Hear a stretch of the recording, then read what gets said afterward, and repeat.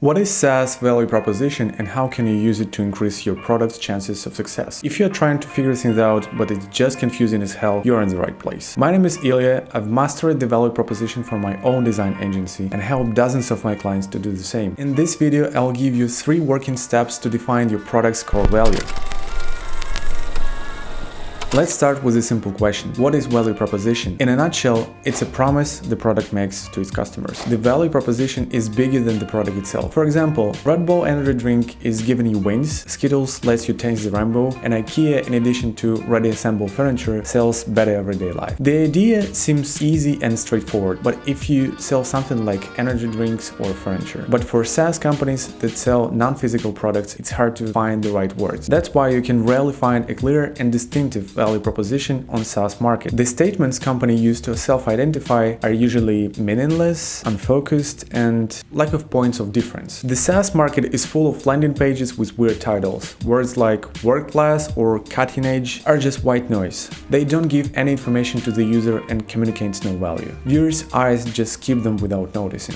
To make your value proposition meaningful, start by boiling it down to the core value your customers get. Choose your core value. According to Tomasz Tungus, a venture capitalist at Redpoint, all value propositions of SaaS startups can be split into 3 fundamental categories: apps that increase revenue, apps that reduce costs, and apps that improve productivity. Let's go through them one by one. Apps that increase revenue say, buy our software and you'll double your leads. Who would want that, right? Software that increases revenue is the easiest to sell, since for the most companies, revenue is a top priority. Most lead generation and marketing automation apps fall under this category. Look what Salesforce says on its main page. The company literally sells users their future profits. It backs its promises with a specific figure and makes it trustworthy by quoting a real company and a real person behind it. Apps that reduce costs say, with our software you'll save millions of dollars. Not so impressive as a promise to earn millions of dollars, but still works. Software that cuts down the costs offers efficiency at their value proposition.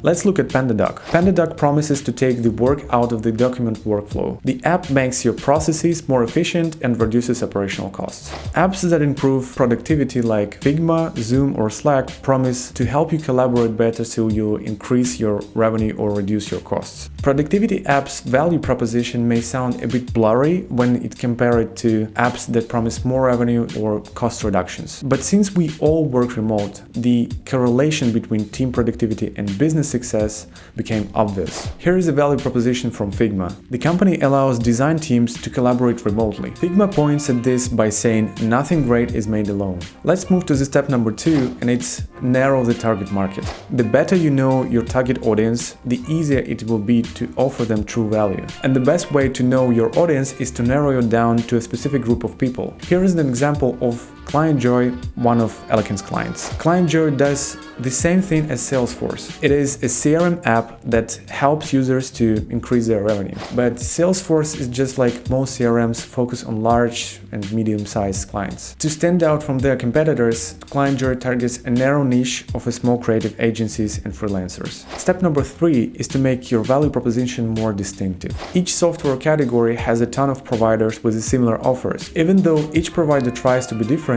their landing pages look almost like twins. To make your software value proposition more specific, figure out how can you do your job differently. If you look at the CRM market, for instance, you will see a ton of sluggish apps. Overcomplicated UX is one of the main pains for small companies when using CRM apps. In case of ClientJoy, they decided to make simplicity of use and smooth user experience their main feature. They came to Eleken for a product redesign, and we did our best to make the platform more intuitive. And it was a success. When ClientJoy's team showed the updated design to some of their users, we get lots of positive feedback. So those were my 3 steps to master your SaaS value proposition. I hope you find this video helpful. I put videos on SaaS business and product design every week, so please subscribe and hit the bell icon so you don't miss out of them. If you have any questions, please let me know in the comments below and I'll make sure to get back to you.